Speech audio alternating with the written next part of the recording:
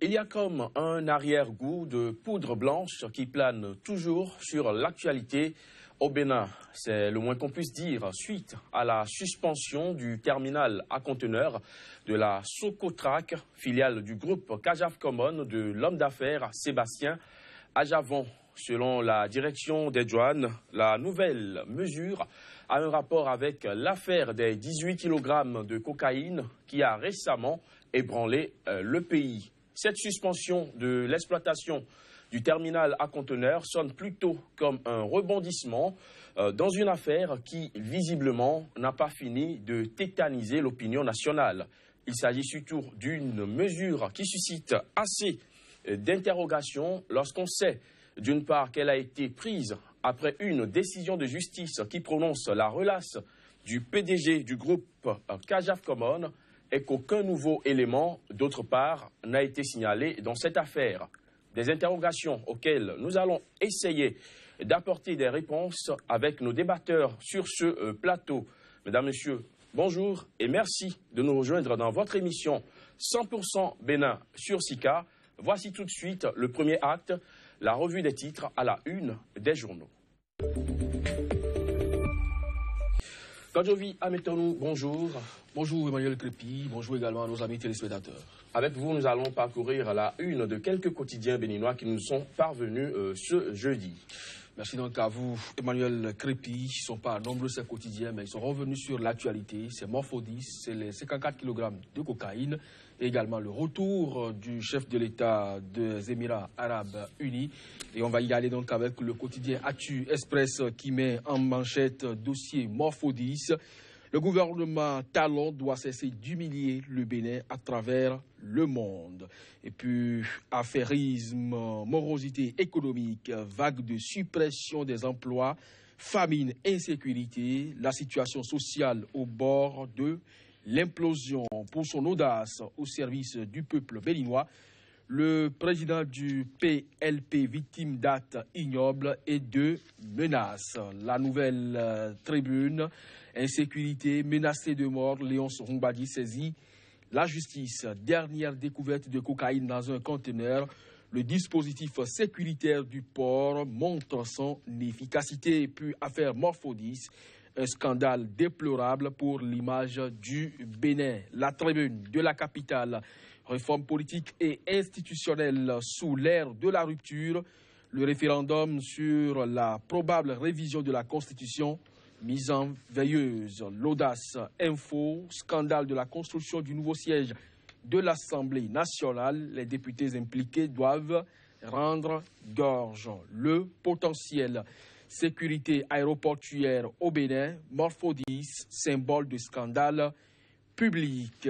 Puis le journal Le Télégramme, enquête sur les 54 kg de cocaïne retrouvés dans un conteneur au port de Cotonou. Un Indien et 3 Béninois arrêtés, un Indo-Pakistanais activement recherché. L'économiste, dernière découverte de cocaïne dans un conteneur au port. Le gouvernement décide à combattre le trafic de drogue.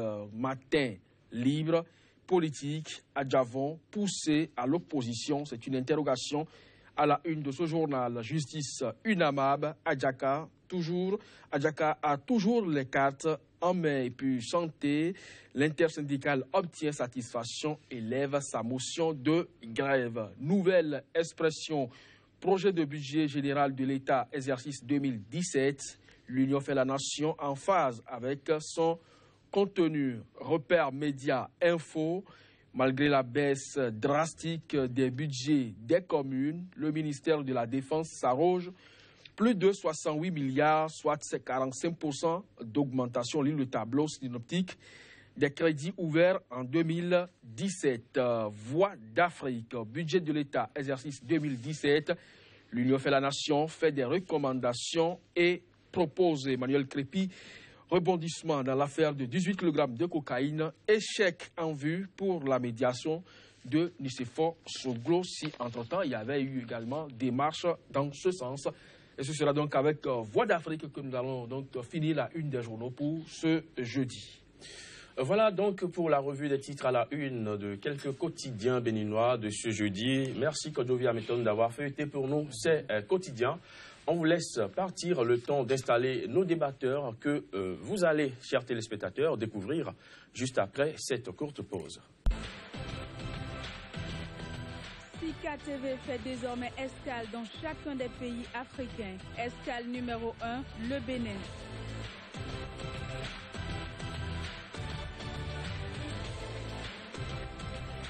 Retrouvez désormais sur Sika TV votre émission 100% Bénin consacrée exclusivement à l'analyse de l'actualité au Bénin. Pendant 45 minutes, la parole sera donnée aux spécialistes de l'information et autres analystes pour décrypter l'actualité socio-économique et politique.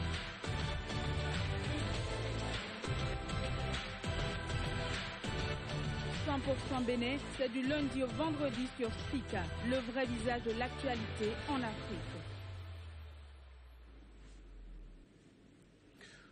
Visiblement, le Bénin n'est pas encore prêt à tourner la page du feuilleton intitulé 18 kg de cocaïne pure. En tout cas, pas après la correspondance du directeur général des douanes et droits indirects qui suspend jusqu'à nouvel ordre le terminal à conteneurs de la société de courtage, de transit et de consignation Socotrac, appartenant au groupe Cajaf Common de Sébastien Ajavon. Si cette suspension fait clairement allusion à la fameuse saga de la poudre blanche, elle suscite surtout assez d'interrogations quant aux conséquences qui pourraient logiquement en découler, des interrogations auxquelles nous allons essayer d'apporter des réponses avec nos débatteurs déjà présents sur ce plateau. D'abord, avec vous, Distella Moussou, bonjour. Bonjour. Journaliste, vous êtes aussi consultant en communication et analyste politique.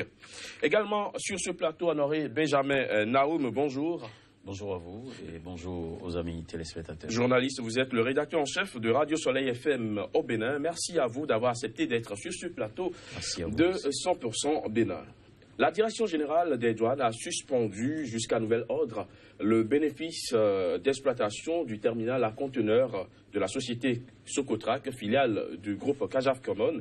Une suspension liée, selon la correspondance du directeur des douanes, à des conclusions qui seraient contenues dans le procès verbal relatif à la découverte de 18 kg de cocaïne. Honoré Naoum, tout porte à croire que nous sommes encore très loin de l'épilogue de la saga de la poudre blanche, si je peux m'exprimer en ces termes. Bon, c'est vrai que c'est la poudre qui nous préoccupe aujourd'hui dans la République. C'est normal de titrer donc l'émission du jour de cette manière. Mais revenons donc fondamentalement sur le sujet pour dire que cette nouvelle décision, effectivement, nous apporte encore de la matière pour pouvoir opiner, pour pouvoir donc interpréter.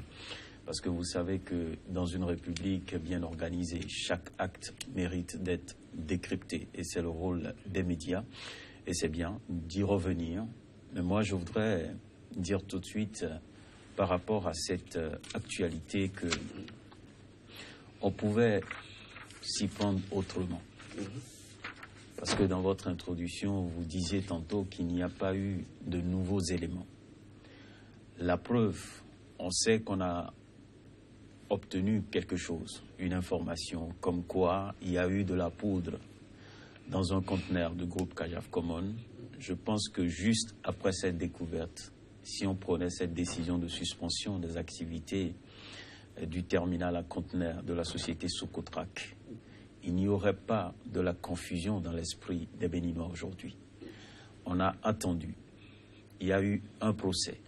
L'homme a été blanchi. Et après, on vient prendre la décision. Ça prête effectivement à confusion. Et il faut le dire. Si on avait eu du nouveau, ou bien s'il y avait eu une condamnation, on peut donc comprendre la décision. Aujourd'hui, c'est difficile pour l'opinion publique de comprendre. Vous pouvez sortir d'ici et prendre votre caméra et aller dans les rues, poser la question aux citoyens béninois. Vous aurez la réponse que nous sommes en train d'évoquer sur ce plateau. C'est une confusion. On ne comprend pas. Et je pense que l'autorité doit aller plus loin dans l'explication. Et c'est cette explication qui va rassurer l'opinion publique. Donc je reviens à la case départ. Si juste après cette découverte, la décision était prise, on va comprendre qu'il y a effectivement une crise de confiance entre la société Socotrac et la douane de notre pays, d'autant plus qu'on découvre de la poudre dans un conteneur. Et on sait que ce terminal servait donc à dépoter les conteneurs du groupe Kajaf Carbon, compte tenu des facilités qui étaient donc accordées à la société. Donc, subitement, une décision prise quelques jours après un procès où un dossier apparemment a été vidé, où l'homme a été blanchi, ça sème la confusion dans l'opinion publique. Alors, suspension jusqu'à nouvel ordre de l'exploitation du terminal à conteneurs de la société Socotrac. Comment appréciez-vous ce dernier développement de l'actualité, Tistel? Écoutez, cher ami, moi je vais éviter de faire de la fixation. Je ne voudrais pas parler comme le Béninois lambda et dire que le pouvoir en place est dans une stratégie de pousser Sébastien Adjavon à l'exil. Je ne vais pas parler, je me refuse de parler comme nombre de mes concitoyens qui pensent que le chef du pouvoir actuel joue toutes les cartes possibles pour être ou rester le seul maître à bord. Je refuse de tomber dans la fange comme beaucoup de concitoyens béninois qui pensent que ce qui se passe actuellement est un combat dirigé contre un homme. Par contre, je voudrais regarder de qui s'agit-il. Il s'agit d'un Béninois, premier contributeur à l'économie du Bénin. Il s'agit d'un Béninois, sans exagérer, premier employeur au Bénin. Il s'agit d'un Béninois, président du patronat au Bénin.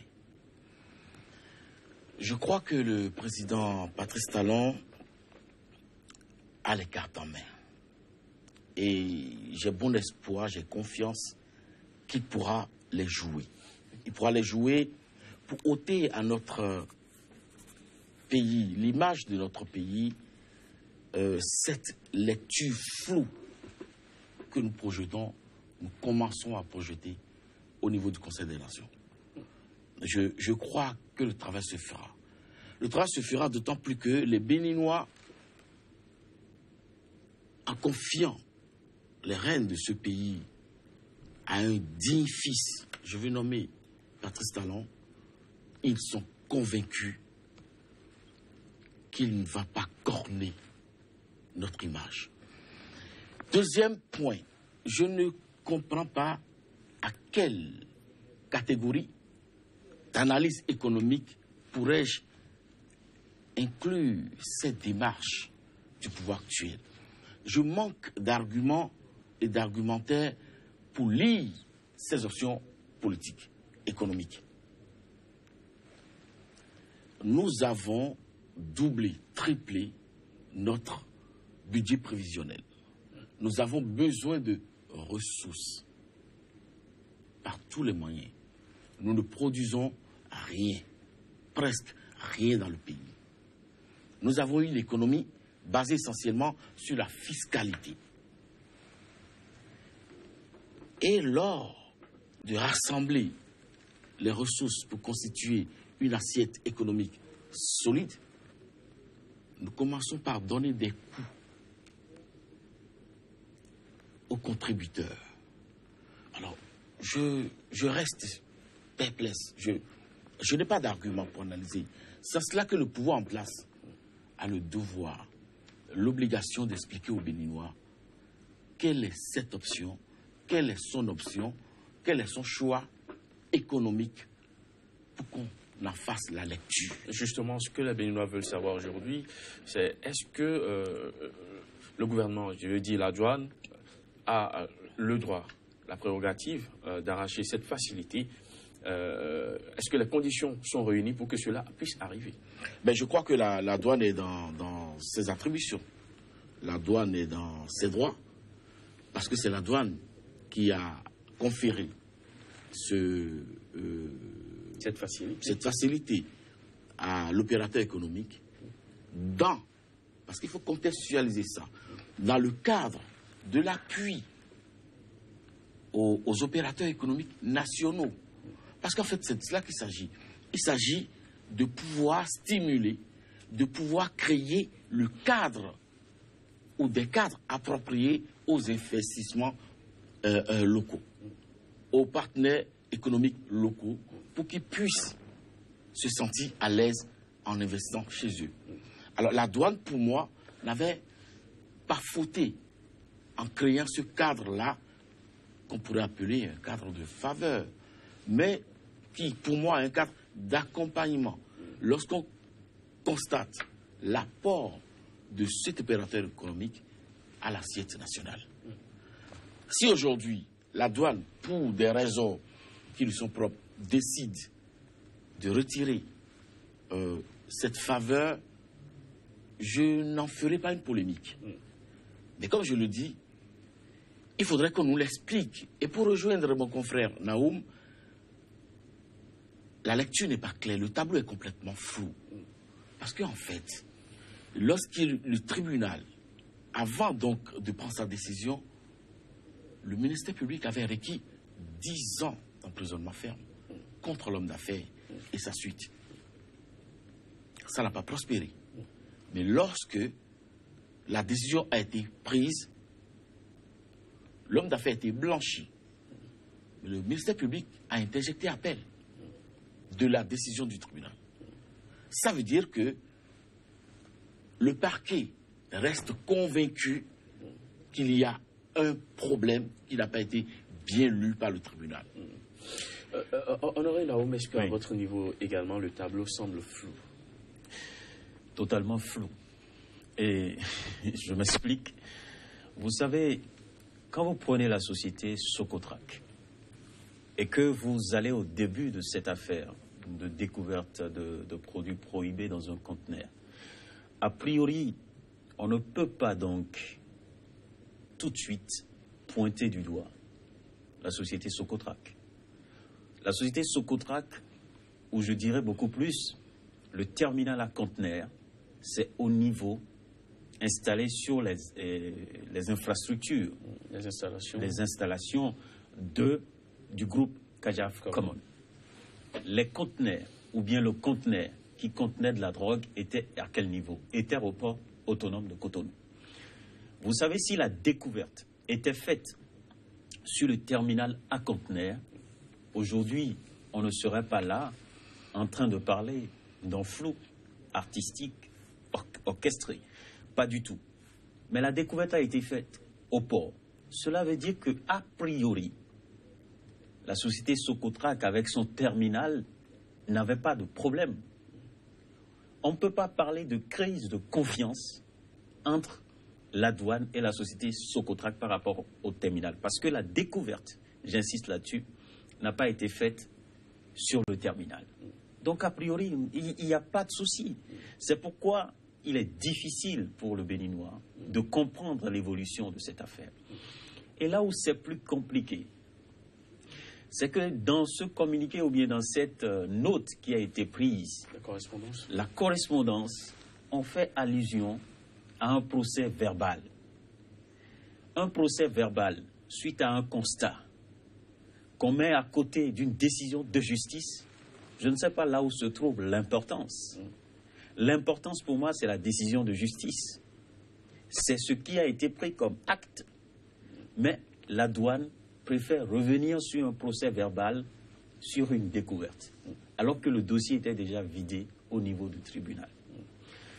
Je reviens et j'insiste sur ce que Distel vient de dire. La douane est libre. Qu'est-ce qui s'est passé en réalité? Une société qui importe de la volaille, qui a besoin de mettre ses produits dans des conditions de normes, avait besoin nécessairement de cette facilité-là pour y aller. Et il y a eu un investissement derrière.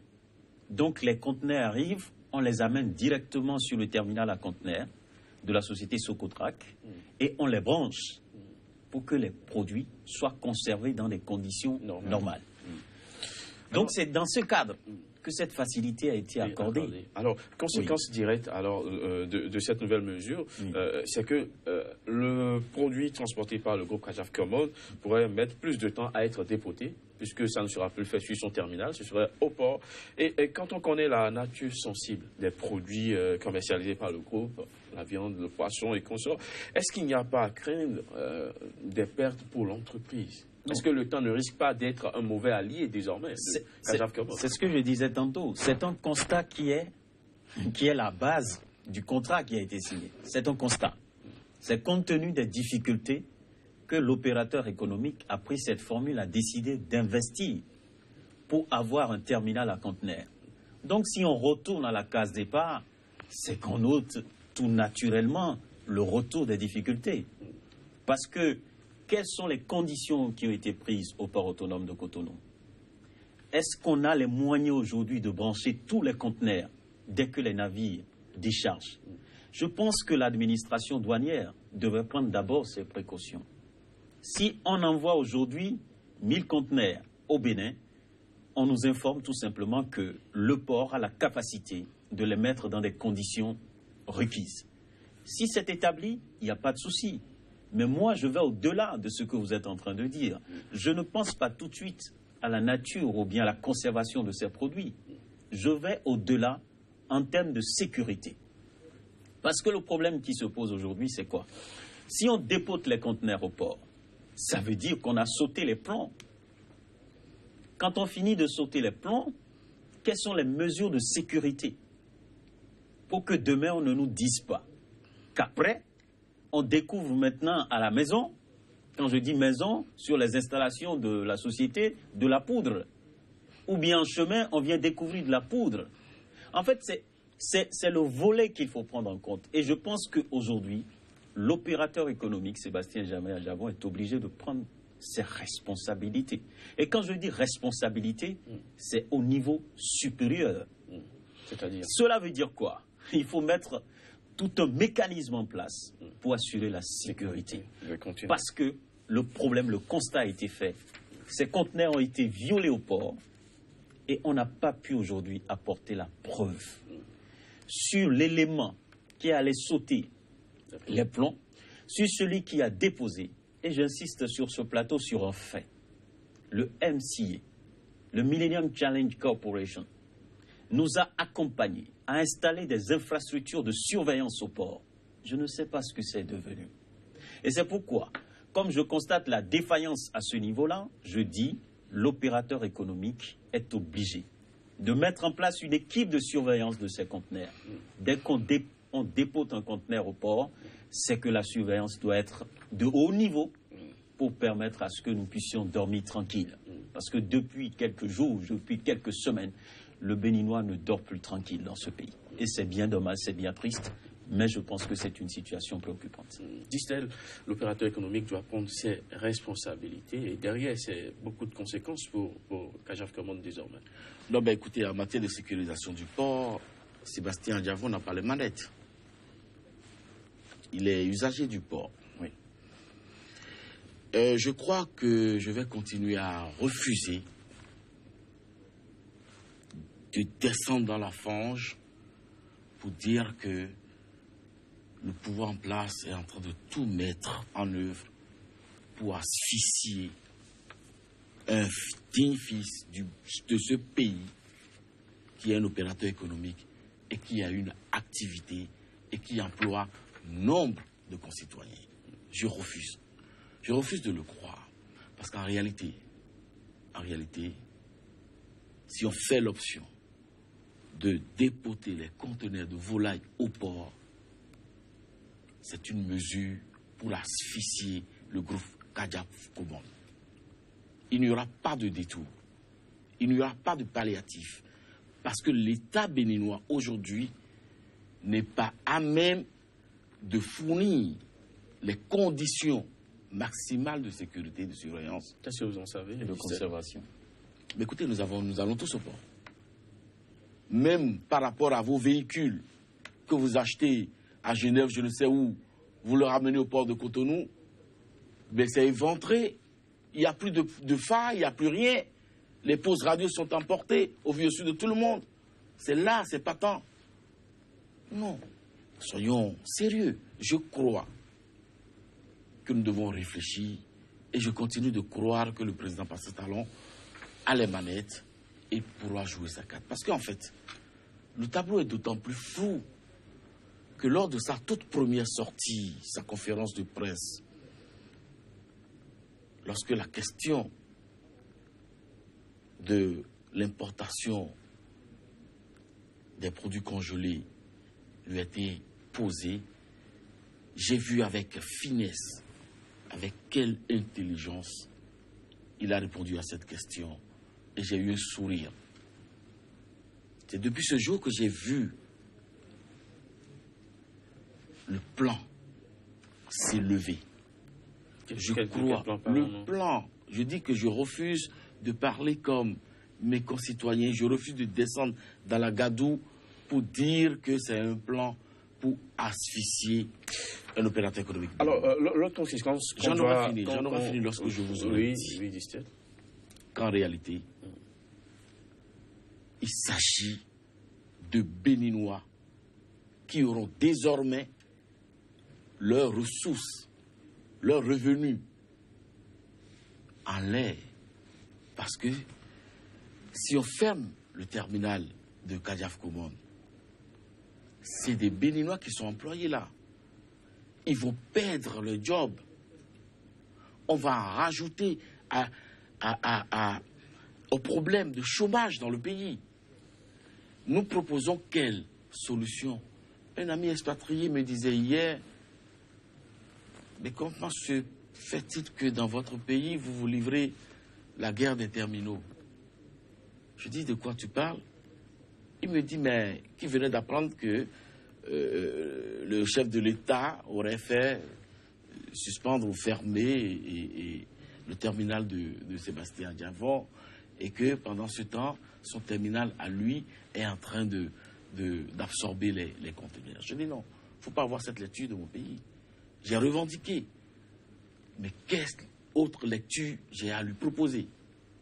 Est-ce que nous ne sommes pas effectivement dans la guerre des terminaux? Est-ce qu'il n'y a pas de main invisible?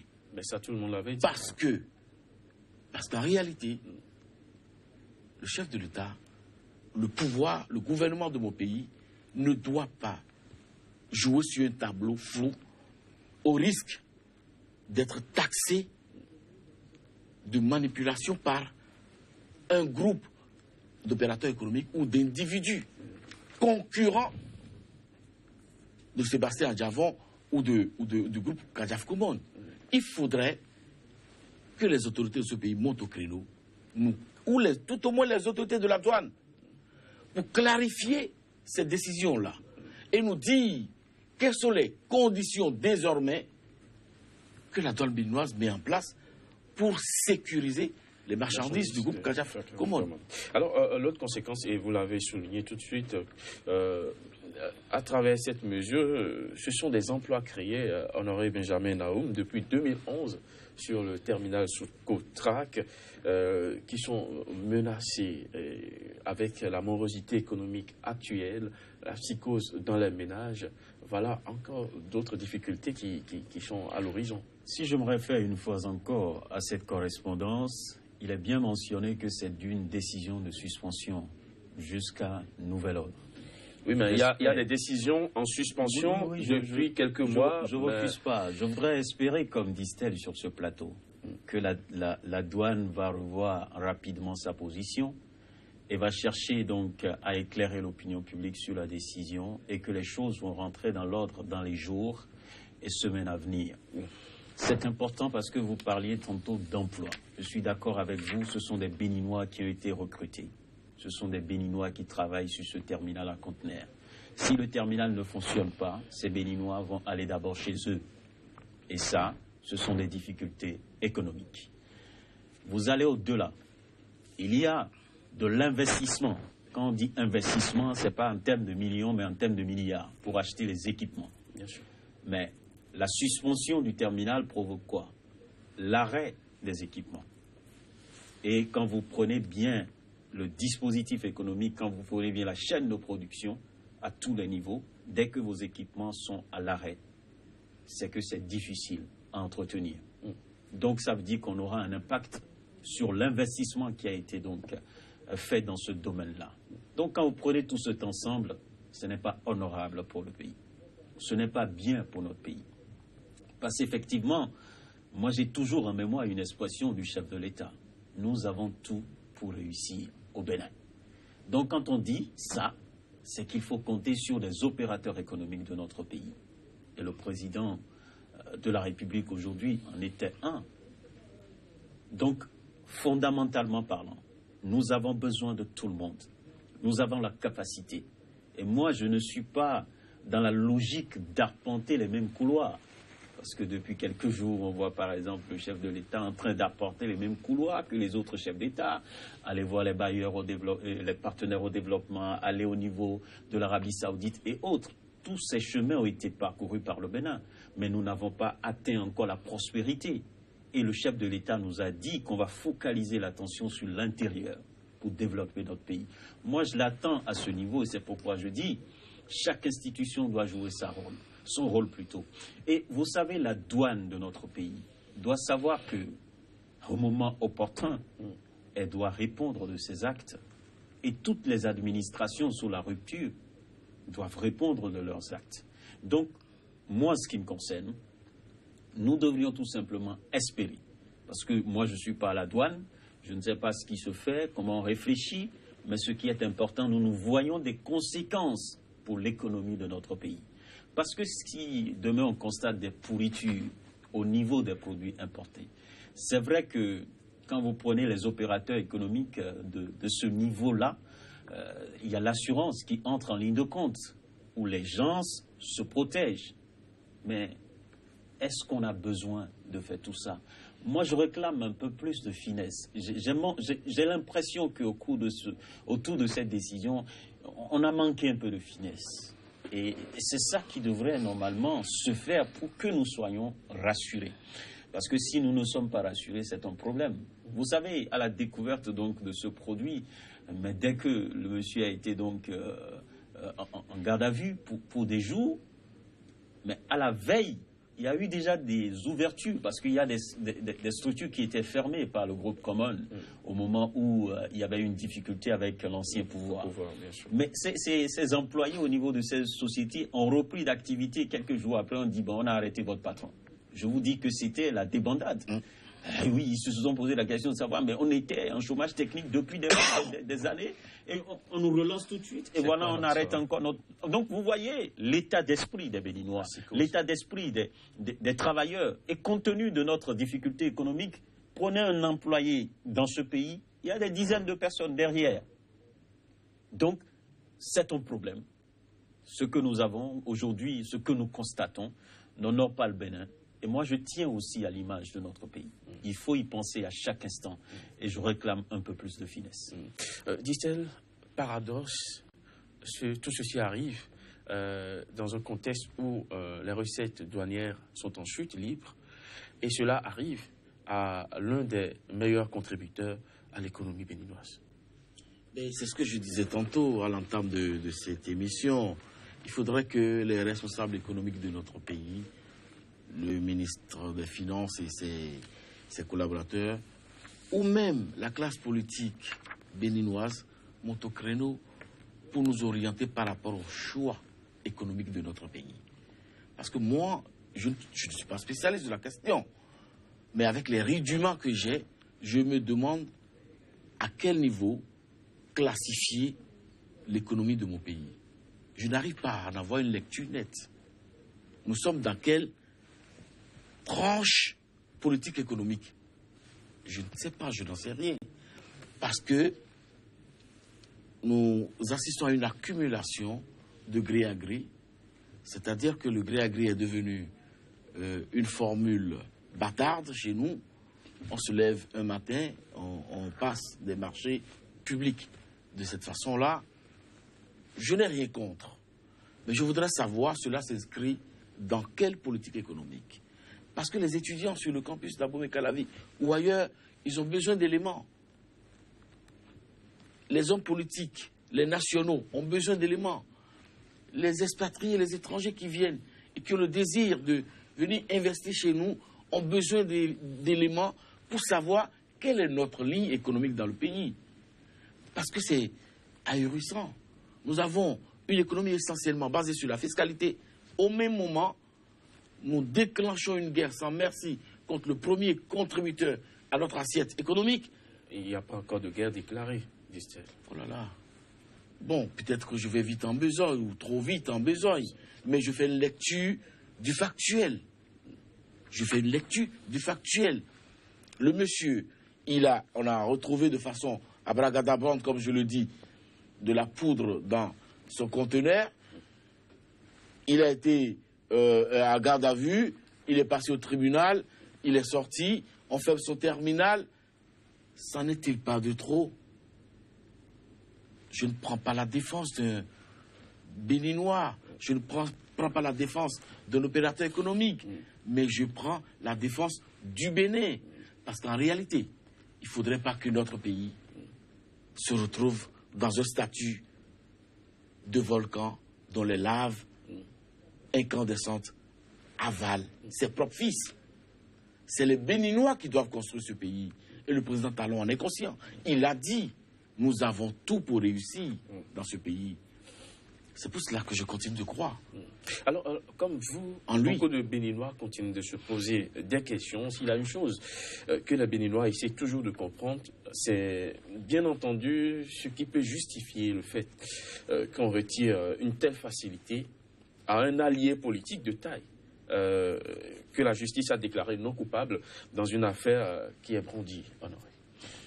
C'est la poudre qui nous amène à ce niveau-là. Vous savez, effectivement, Distel disait il ne faut pas raisonner comme un Béninois lambda, mais on est un peu coincé. C'est pourquoi je parlais tantôt de finesse. Vous savez, ce qui a gêné, par exemple, un certain nombre d'acteurs dans cette société, c'est une déclaration de Sébastien Germain Ajavon qui a dit « Sous Boniaï, cela ne m'est pas arrivé. Ce n'est pas sous la rupture que je vais vivre ça. » Donc, c'est une expression que peut-être les gens ont mal interprétée. On parle d'un système. Le système de Boniaï a voulu m'étouffer. Ça n'a pas réussi. Le système de la rupture ne va pas y arriver. Donc, quand on dit système de la rupture, quand on parle de la rupture en tant que telle, ce n'est pas le président de la République. Mais ce que nous disons ici, c'est quoi? Quand on dit découverte de la drogue, ça n'a rien à voir avec tentative de coup d'État, ça n'a rien à voir avec tentative d'empoisonnement, tout ce qu'on a connu dans ce pays. On parle de la poudre. Mais quand on vous colle la poudre, mais vous êtes en difficulté sur la scène internationale. Difficile de s'en débarrasser. Difficile, je vous dis. Donc, que des Béninois n'arrivent pas à comprendre la colère de Sébastien Ajavon, c'est ça qui m'étonne.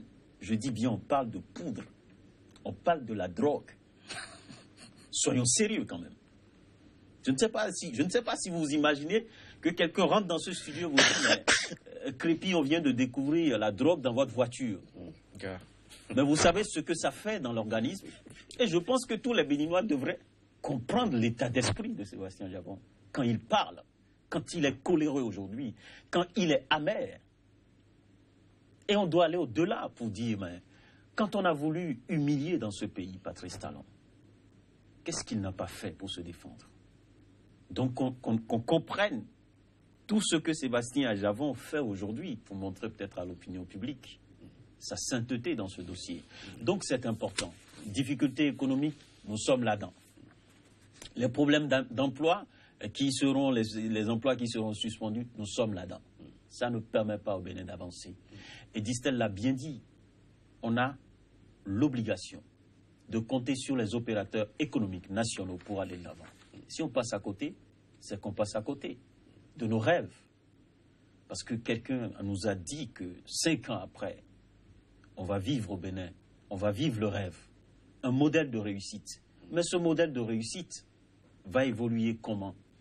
avec des expatriés? Je crois que non. Eux, ils vont fabriquer la richesse et emporter la richesse, mais la richesse doit rester au plan local pour développer les choses à la base. Donc nous sommes dans cette situation aujourd'hui et on espère tout simplement. Moi, je préfère qu'on croise les doigts que de chanter, que de crier et que d'empoisonner notre vie avec la poudre. Non, le Béninois ne consomme pas la poudre.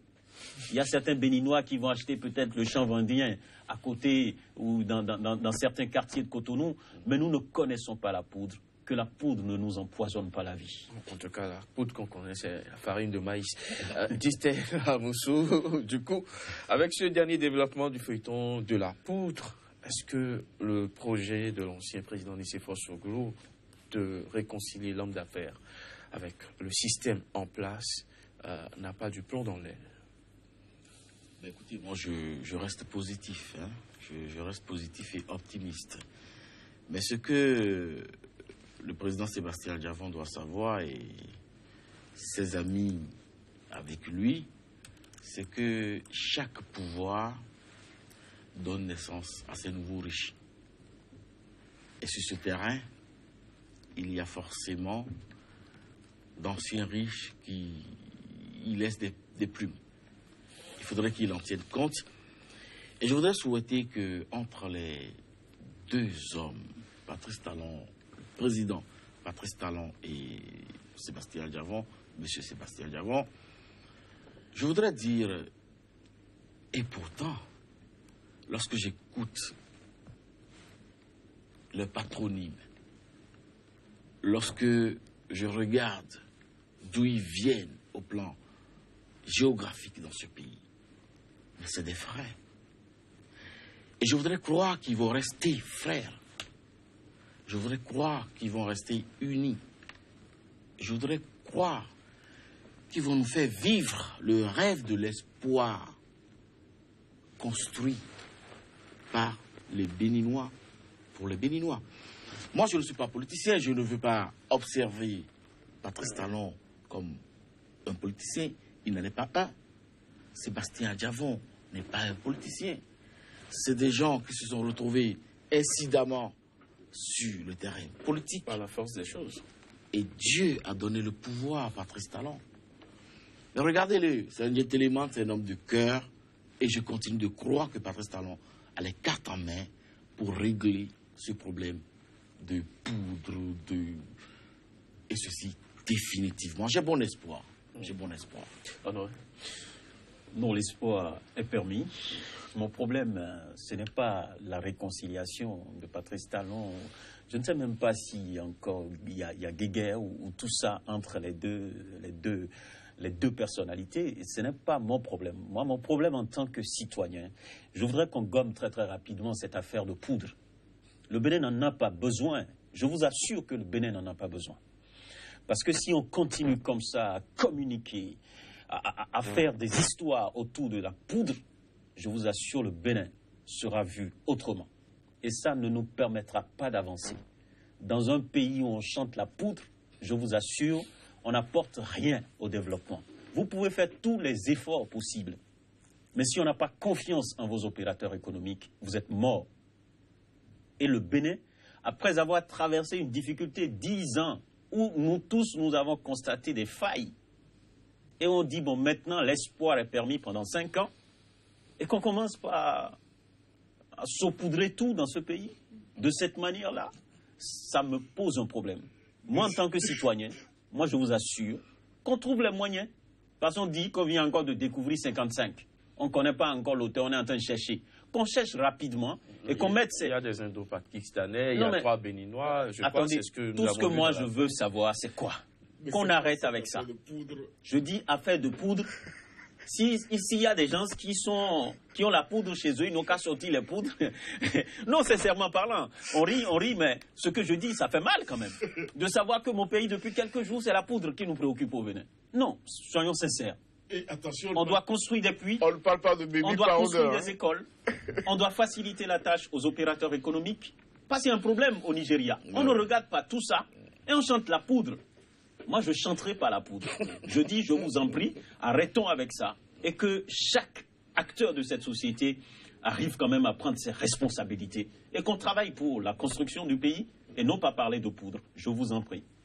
Qu'on arrête avec la poudre. Merci à vous d'être passé sur le plateau de cette émission. Distel Amoussou, journaliste, consultant en communication, analyste politique. Honoré Benjamin Naoum, journaliste, rédacteur en chef de Radio Soleil FM au Bénin. Merci d'être passé avec vos différentes analyses. Mesdames, Messieurs, ce sera tout pour aujourd'hui. Ravi d'avoir été une fois encore en votre compagnie. Très bonne suite des programmes sur SICA.